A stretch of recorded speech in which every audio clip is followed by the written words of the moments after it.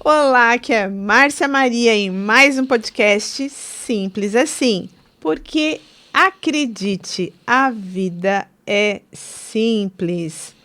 Estou aqui com a Jennifer. A Jennifer é psicóloga que vai do infantil ao adulto. É isso, Jennifer? Isso. Jennifer, se apresente para as pessoas. Muito obrigada, Márcia, pelo convite.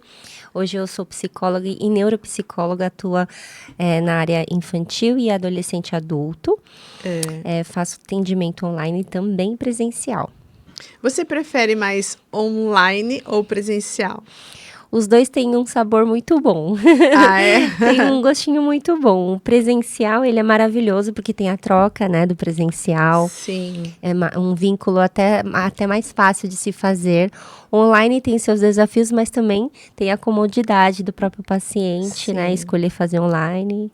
Mas assim, a primeira consulta, você acha que ela deveria sempre ser presencial, na sua opinião?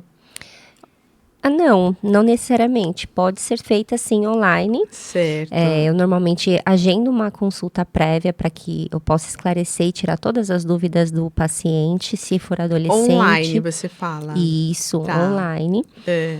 E até mesmo se essa pessoa tem interesse de fazer atendimento presencial, eu também a convido para um bate-papo inicial online, né? Para ela poder me conhecer. Às vezes é uma indicação, mas assim, ela tem algumas dúvidas de como vai se proceder o atendimento. Então, eu faço essa breve apresentação. E aí, agendo, se for por bem da pessoa, se ela optar por fazer online, ela já fica à disposição, se for presencial também. Interessante. Jennifer, eu gostaria que você falasse um pouquinho sobre o desfraude infantil. Por quê? Eu sou logoterapeuta, aí é um braço aí da psicologia, né? E eu não tinha me atentado o quão é importante a questão do desfraude. Quantos traumas traz um desfraude mal realizado? Aquele desfraude onde a mãe, talvez pela falta de conhecimento, ela pressiona, você tem a questão financeira também, a mãe quer que a criança quer parar de gastar dinheiro com a fralda, porque não está barato, e aí termina fazendo um desfraude de uma forma totalmente errada, e a criança vai levar esses traumas para a vida inteira. O que você pode falar aí para as pessoas, para as mamães, né, que estão com suas crianças aí nessa primeira fase? Eu queria que você desse uma reforçada da importância dessa fase, da primeira fase, da segunda fase, e porque isso vai para o inconsciente e a pessoa vai levar isso para a vida inteira, né? Sim, a criança ela apresenta sinais, né? A primeira linguagem que ela apresenta de comunicação com o seu genitor, né? Desde o início da infância ali, nem no comecinho ela já tem essa troca, né? Com a mãe ali, o diálogo, o olhar, já aponta, já sinaliza, já fala o que quer, o que não quer, né? A gente está falando de uma criança ali por volta de 1 ano, mais ou menos, de idade, ela já vai sinalizando o que ela tem interesse e o desconforto também.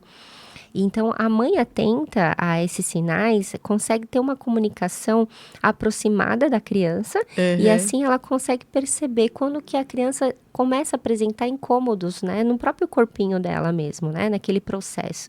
Então, a mãe, ela inicia o processo de manipulação da fralda na criança, sempre com muito respeito, né?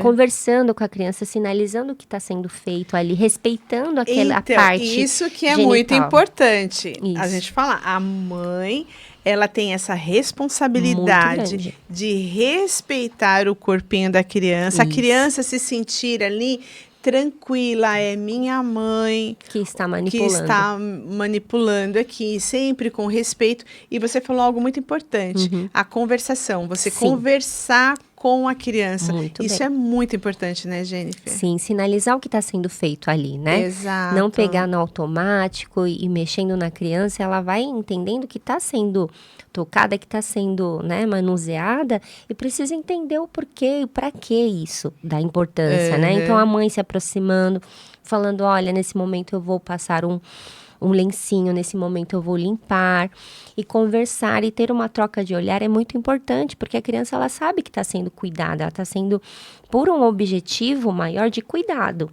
né? Então são os sinais que, até inclusive, esses sinais preservam a criança de um abuso. Porque quando a mãe, ela não tem uma comunicação do porquê que está fazendo aquilo, a criança, ela não sabe, ela tem muitas dúvidas, né? Sim. Aí para ela... Mas porque ela está em processo de transformação, né? Isso, do próprio corpo dela. Então, ela precisa ter esses sinais. E a mãe apresentando a fisionomia ali, serena, tranquila, né? Eu sei que a rotina das mães é um pouco tanto turbulenta, né? Mas mesmo assim, a comunicação ela precisa acontecer com muito respeito, para aquela criança poder compreender o que está sendo feito com ela. Né? Aí, esse manuseio, essa informação, olha, tá com dor na barriguinha, se a criança está chorando muito, se ela se incomoda, tudo isso tem que ser notado, né? A criança ela tem que estar regularmente bem hidratada também, para que o processo fisiológico, né, do trato ali do intestinal consiga funcionar adequadamente também. Sim, não, porque se ela não estiver bem hidratada, né, óbvio ela que ela vai sofrer. Vai né? sofrer. Mas você falou sobre o olhar, né? Sim. Eu li uma matéria onde fala que o amamentar, a criança, ela procura o olhar da mãe. Eu acho isso assim tão, tão mágico, né? Não é todas as mães que têm o privilégio de poder amamentar por uma série de motivos, né? Mas aquela que tem esse privilégio de amamentar, então ela estar atenta ao olhar da criança, porque isso cria laços que também vai levar aí para o futuro dela, né? Nessa era digital, muitas mães acabam que não conseguem manter a atenção plena no filho quando amamenta. O que é uma judiação, né? Porque esse tempo passa tão rápido, não é, Jennifer? Muito rápido, muito rápido. E aí você vai ter problemas, essa criança vai ter problemas para uma vida inteira e essa mãe também vai ter, porque não se criou conectividade. Né? Aí provavelmente você vai ter problema no desfraude, porque você acha que pode ser feito de qualquer jeito, que é uma coisa natural, e na verdade não é. E aí você pode ter sérios traumas, e esses traumas você vai carregar para a vida, e você não vai nem saber o porquê, mas é porque foi traumas que aconteceram no desfraude ali, foi para o teu inconsciente, e aí você vai levar a insegurança, e por aí vai, né?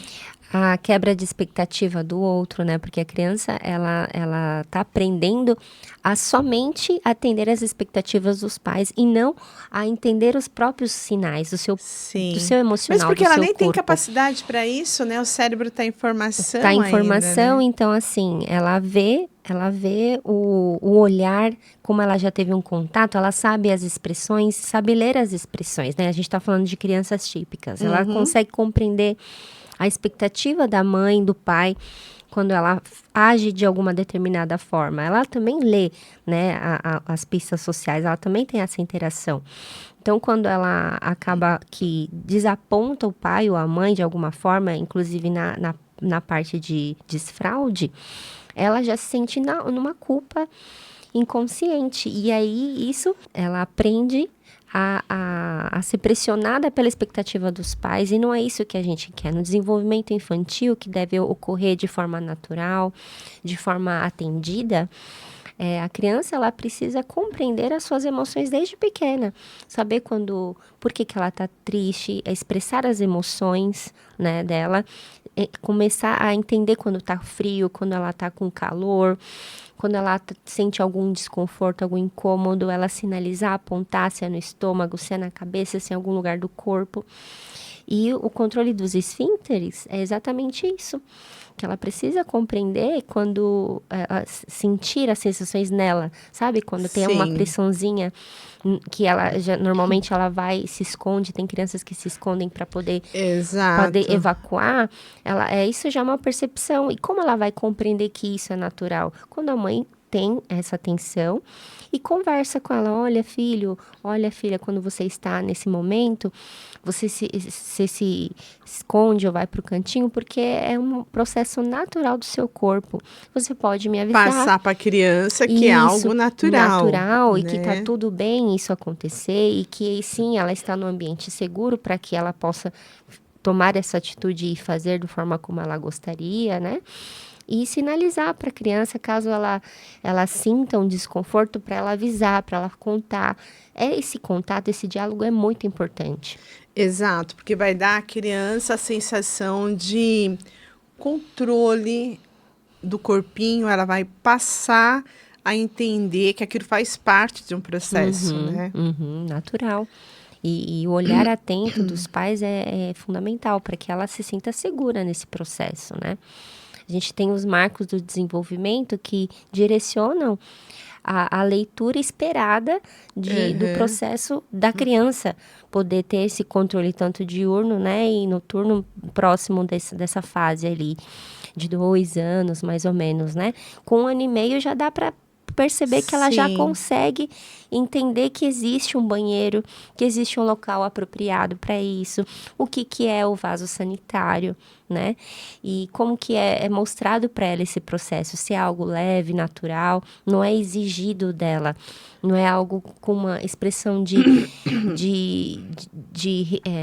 esforçar, sabe? Fazer algo punitivo, nada disso. E assim, uma coisa que os pais nunca devem fazer é comparar a criança com outra criança. Porque cada criança tem seu metabolismo, não é, Jennifer? Tem. Exatamente. E gera muito essa expectativa, porque a amiga, a filha ou o filho da amiga tá assim já e só tem 1 ano e meio.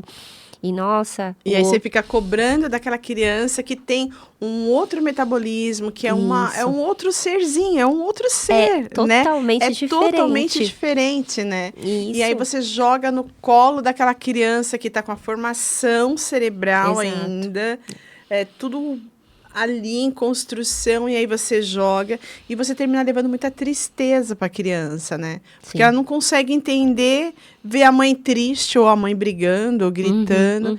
Então vem aí para os pais nunca fazerem isso, né, Jennifer? Nunca forçar. Sim, se comunicar, entender que a criança, de fato, ela vai se analisar. Às vezes até ela quer. Ela, entendi, então hoje a gente vai dormir sem fraldinha. Ela entendeu que vai dormir sem.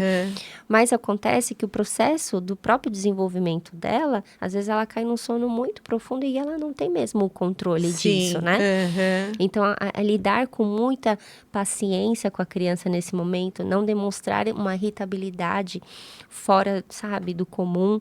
Falar, olha, filha, não deu certo dessa vez, mas a gente vai tentando e assim a gente vai tentando, filha. Eu tenho certeza que você vai conseguir, né, logo mais. E tomar os devidos cuidados ali, né, para que a criança saiba que está sendo mobilizado para o bem-estar dela, a casa, né? E é uma coisa muito interessante de se falar, é que você dando todo um amparato para essa criança vai te retribuir, por quê? Porque ela vai ser um adulto mais tranquilo. Isso.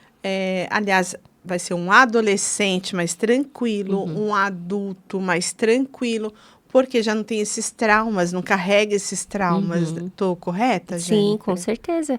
Ele percebe o quanto existe uma relação de confiança com ele, desde o começo. Então, minha mãe, ela confia de que eu vou dar conta disso.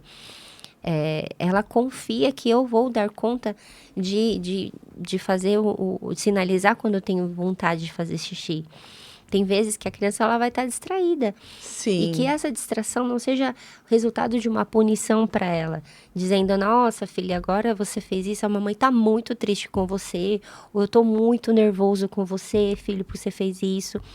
Você sabe que a mamãe não gosta que você faça... nas calças, na roupa. Então, essas falas, de fato, fazem com que a criança se sinta extremamente pressionada e não amparada com a situação natural dela. E o que ela precisa é desse amparo. Desse amparo. Então, mães, ficam aí para vocês um alerta de que o desfraude não é algo à toa, é algo de uma importância muito, muito grande para a fase tanto da adolescência quanto da fase adulta, porque tudo fica armazenado no inconsciente. Isso. Né, Isso. Jennifer? Jennifer, agora você trabalha também com autismo, né, com crianças do aspecto autista. Hoje nós temos aí alguns psiquiatras renomados, tal, falando que existe aí um excesso de laudos, de diagnósticos errados referente ao autismo. Então, sim, o que eu tenho reparado? E você me corrija se eu estiver errada, e eu gostaria que você pontuasse de forma, a sua área de uma forma embasada no teu conhecimento.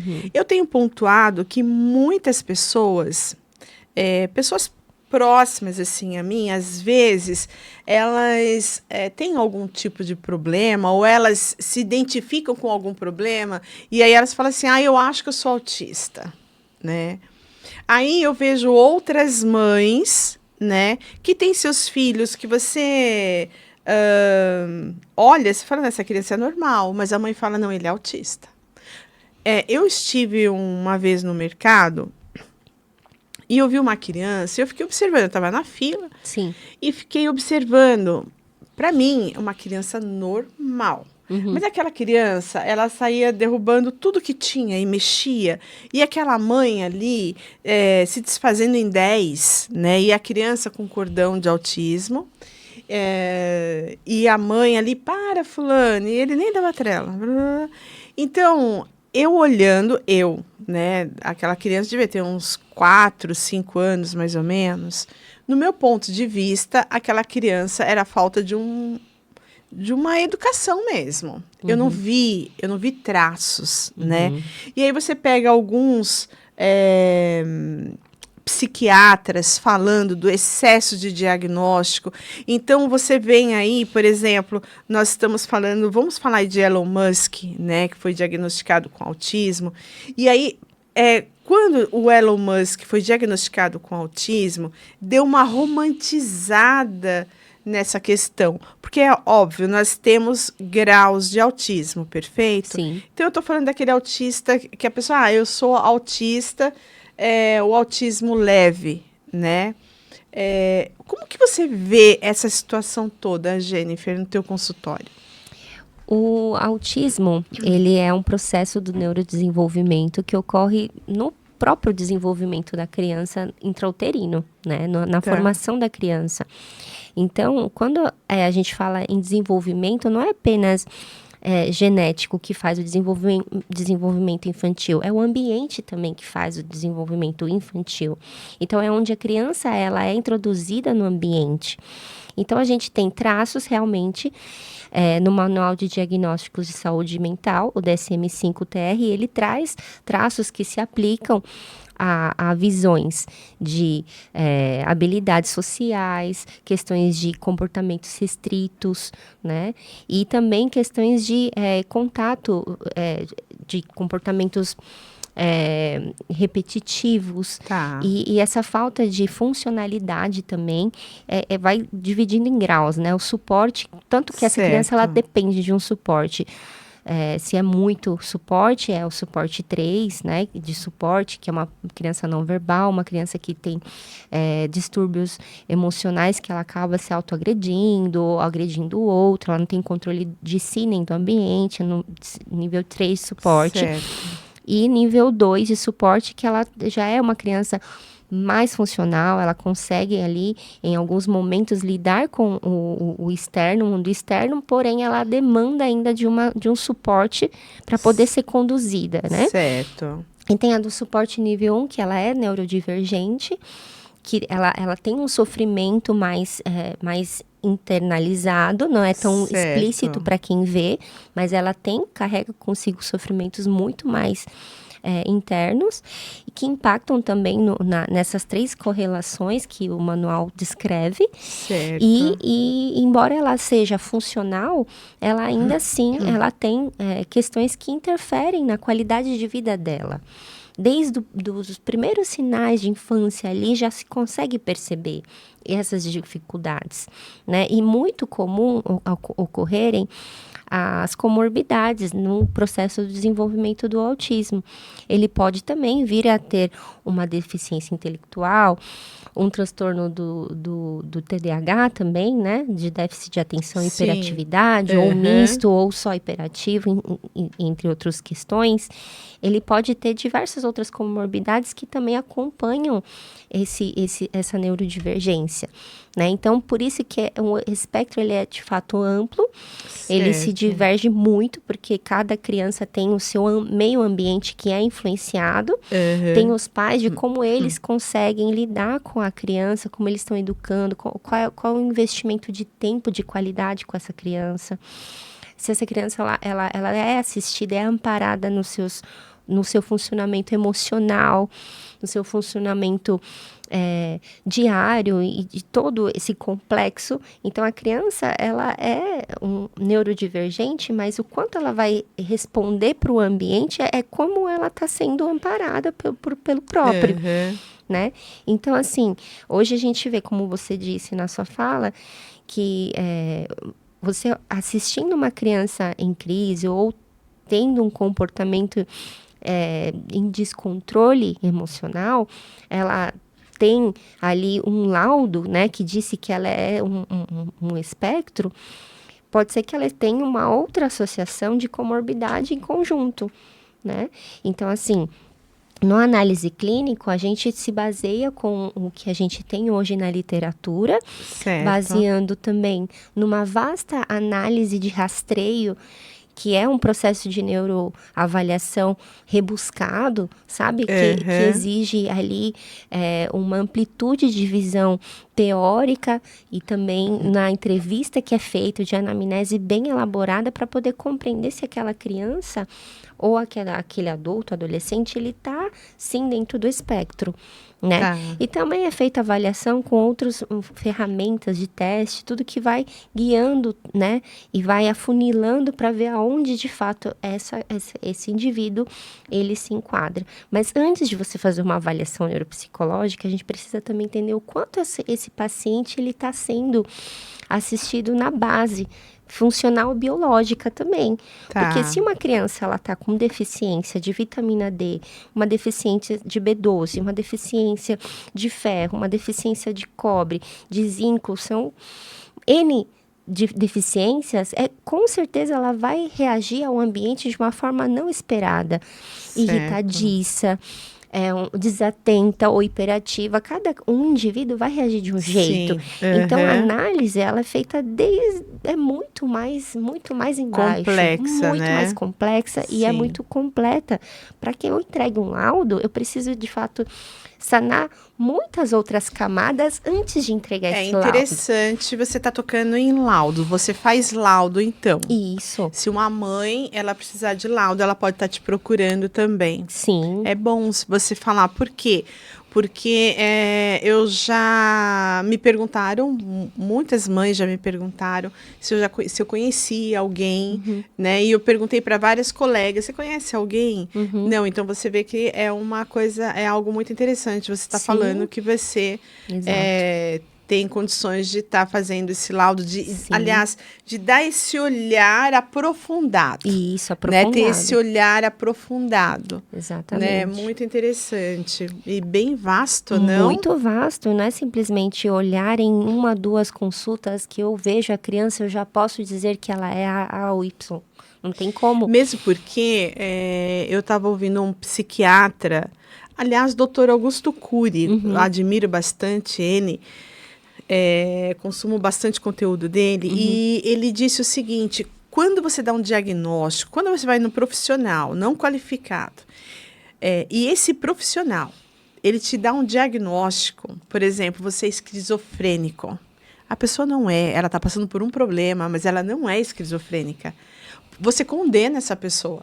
Sim. Se essa pessoa não tiver falar, não, opa, calma aí, né? Deixa eu procurar a opinião de um outro profissional. Ele está perdido, porque ele vai se achar como esquizofrênico, a família vai tratar ele como esquizofrênico, e aí você praticamente condenou essa pessoa, né? Então, assim, a responsabilidade do profissional que lida com a saúde mental, ela é muito grande. É extremamente né? grande. Exato. É um comprometimento que nós fazemos diário, não é apenas no momento da formação, é diário. Quando a gente lida com o paciente, a gente sabe que é um outro humano ali presente, com a necessidade e com as dores, né? E desejos de ser assistido. Exato. Então, quais são as minhas ferramentas que eu tenho para assistir e para amparar essa dor dessa pessoa? Então, eu devo sim me munir de muitas ferramentas de estudo contínuo, porque eu não paro de estudar, porque é algo importantíssimo você estar presente,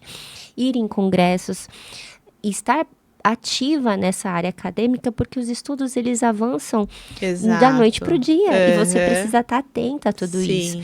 Então, assim, de fato, eu lamento muito as questões de profissionais que, assim, eles levam a avaliação neuropsicológica como questão de mercado e fazem em 2 encontros e, assim, algo sem estar fazendo como ele precisa ser feito, sabe? De forma mais integrado, né? Eu conto muito com o apoio dos próprios profissionais que acompanham já esse indivíduo, sabe? Eu converso com os profissionais que já lidam com ele. Qual é o olhar do fisioterapeuta? Qual que é o olhar do nutricionista? Qual que é o olhar do psiquiatra?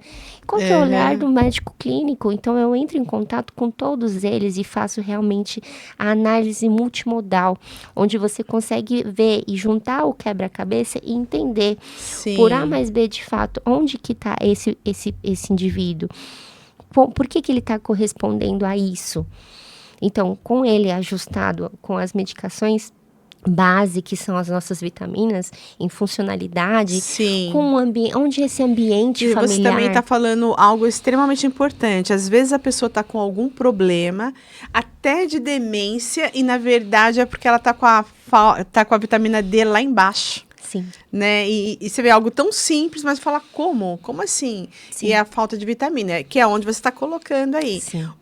Dentro do teu estudo, dentro da tua análise, você inclusive verifica como é que estão as vitaminas, né? Sim. Principalmente você falando do autista aí, num caso aí mais grave, né? Extremamente importante. Extremamente importante. E esse cuidado que você está falando que faz em procurar os outros profissionais, porque não é só um profissional, né? Não. Você tem que ter uma alimentação adequada, porque eu conheço uma mãe que ela fala que o filho só come determinado tipo de pão, determinado tipo de comida, e geralmente é sempre as mesmas. Então, para você mudar aquilo, para repor as vitaminas, então você faz esse acompanhamento, né? É interessante, Isso, Jennifer. eu tenho sempre comigo profissionais que vão amparar esse análise, né? O meu análise de diagnóstico, né, de avaliação neuropsicológica é apenas um braço.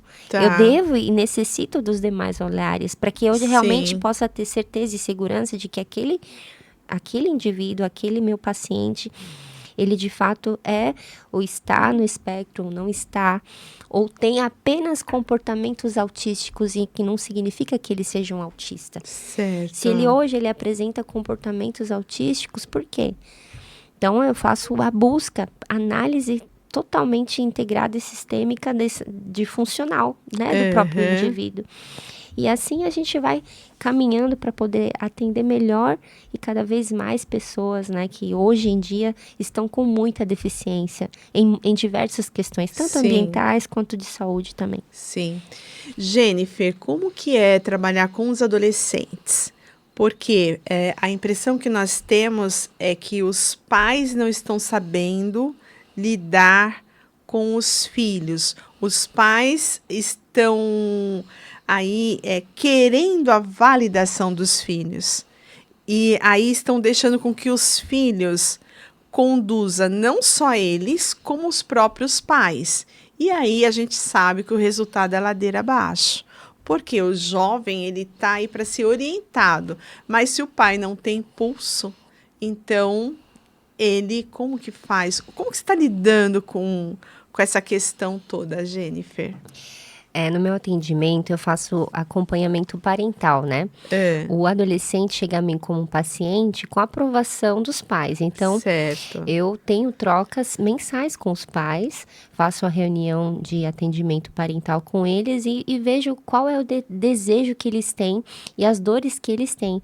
Então, acaba que é um atendimento familiar também. Certo. Porque além do adolescente, os pais também, eles precisam dessa escuta, eles necessitam desse olhar, né? Então, Sim. assim, nesse atendimento, eu ouço dores, falo, olha, eu tô fazendo assim, eu tô seguindo assado, e isso não tá dando certo. Então, ali, quando ele me traz a sua preocupação, eu direciono para ele um olhar para que ele analise o que faz sentido para ele, na dinâmica que Certo. ele deseja. Aham. Né? Como estabelecer limites, como se posicionar com o adolescente, a maneira de expressar os desejos e ouvir os desejos do filho, como que ele vai fazer isso. Então, a gente conversa muito nesse atendimento mensal. Então, a dinâmica começa a mudar, não só com o meu paciente adolescente, mas também os pais Sim, porque assumindo. se você mudar aqui o adolescente e os pais que tem um comportamento ali que você não sabe como é para o adolescente chegar nesse nível, não tem como. Então, de fato, você tem que saber como que funciona os pais. Isso. E dependendo, os pais têm que se dar, né, a questão de arrumar tempo para ir até o psicólogo, para falar, opa, eu preciso de ajuda. Sim. Porque como é difícil admitir que precisa de ajuda, não, Jennifer? Com certeza, é muito complicado, porque a gente acaba enxergando que está mais gritante. O meu filho não está lidando com isso, ele está agindo assim. A minha filha está fazendo isso que eu não gosto. Ou está me preocupando porque ele está tendo tal comportamento. Então, a preocupação vem dos pais. Às vezes, até o adolescente pede para passar em atendimento psicológico, porque ele está precisando de um espaço para poder gritar as emoções que estão sendo contidas de alguma forma naquele ambiente, Certo. naquele lar. Então, aí eu falo para o adolescente, eu falo, olha, você é de menor, sobre você tem legalmente os seus pais que são responsáveis. Então, cabe a mim ampará-los também. Então, uma vez por mês, eu vou ouvi-los um pouco, né? É claro que eu vou manter total sigilo das suas questões. Sim. E como também eu conto... Que é bom você estar comentando isso, né? Isso. Você tem a reunião com os pais ali apenas para poder entender, mas não que você vai expor aquilo que o adolescente levou para você com toda aquela dor, com toda aquela confiança, né? Uhum. E ele tem que ter essa certeza que isso não vai ser passado para os pais, Exatamente, né? porque o meu compromisso, o meu paciente, ele é o bem-estar totalmente dele. Eu sei que os pais, eles trazem questões e angústias, e aí eu direciono e falo, olha, então tá na hora de vocês também verem essa possibilidade de fazerem terapia. Hoje eu sou a psicóloga do filho de vocês. Então, hoje, realmente a minha responsabilidade é poder direcionar para ele um acompanhamento exclusivo. Eu faço acompanhamento parental para que a gente possa se dar as mãos e poder, né, associar um desejo do outro, né, do bem-estar do seu filho. Né? Mas quando o próprio pai percebe, ou a própria mãe percebe que elas precisam de um acompanhamento, eu já direciono para os meus colegas que atendam em paralelo, ou eles até pedem para passarem uma consulta comigo em particular, e até posso dar esse apoio naquele momento individual, mas eu direciono sempre a atenção para o meu paciente. Certo. Né? E os pacientes entendem que, de fato, os pais precisam dessa escuta. Sim. E acaba que o resultado é maravilhoso, porque o ambiente muda do lar, né? Os pais conseguem entre si se compreender, conseguem... porque como é interessante, né? Voltando um pouquinho no nosso assunto lá atrás, referente de desfraude, quando a mãe, ela consegue entender o processo que tem por trás do desfraude, ela consegue entender muita coisa. Então, ela consegue entender que, às vezes, a criança ela foi para trás da porta, não para pirraçar, mas por conta ou de uma vergonha, ou do próprio processo mesmo.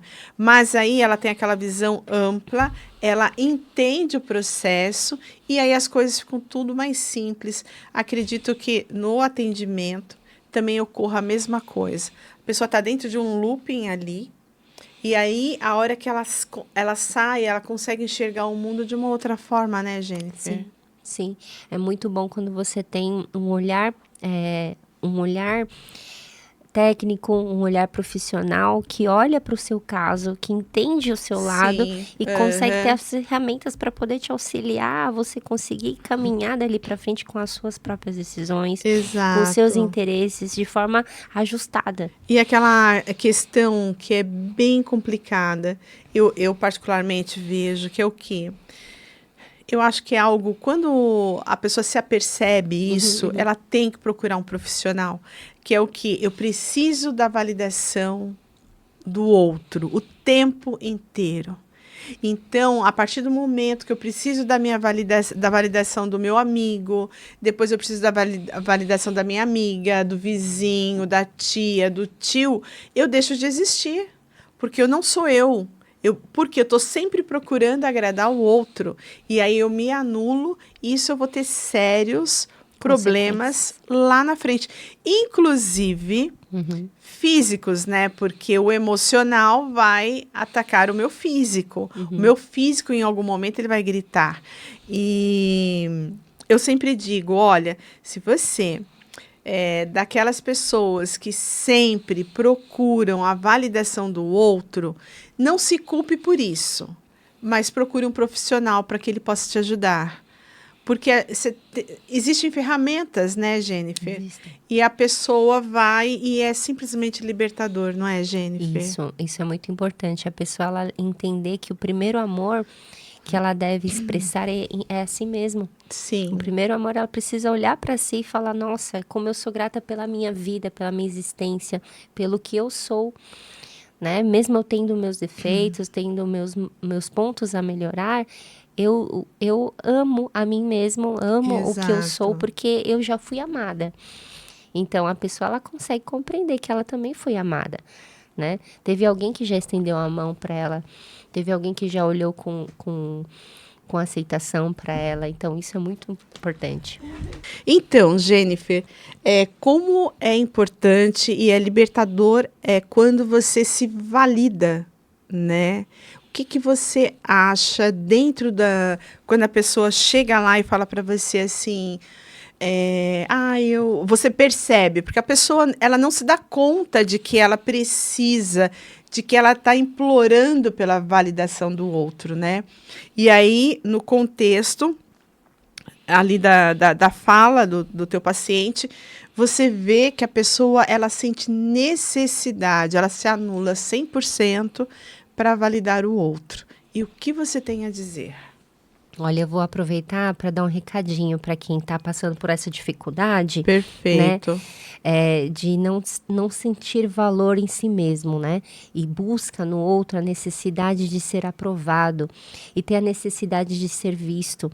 Isso realmente já é um sinal de que você precisa procurar um acompanhamento profissional, porque através dele você vai compreender onde foram criadas essas lacunas, essas debilidades, onde não fazem você enxergar o quanto você realmente pode e deve se amar, né? Então, isso é importante, você estar atento a esses sinais. Se você se incomoda muito com a visão do outro, se você procura sempre satisfazer o outro, esquece das suas questões básicas, né? Isso é um sinal de deficiência de amor próprio. E isso eu convido você a buscar um atendimento profissional para que você consiga entender melhor esse ponto e poder se cuidar e se olhar com mais amor.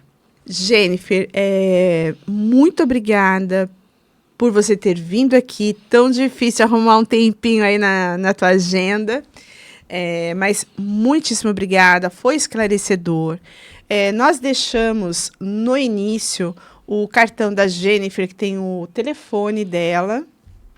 Está aqui, né? Ó, jennifer.oblitas18@gmail.com. Ali tem o telefone. tá aí uma psicóloga completa, né, Jennifer? Parabéns, que Deus te abençoe aí nessa jornada, porque não é fácil, não é fácil. Agradeço muito o convite, viu, Márcia? Estou muito feliz de poder estar compartilhando um pouquinho do conhecimento e fico à disposição. Mais uma vez, obrigada. Gente, com certeza, eu já falei para a Jennifer, nós vamos fazer aqui um bate-papo de mulheres, entendeu? Ao vivo, nos aguarde. Até mais, tchau.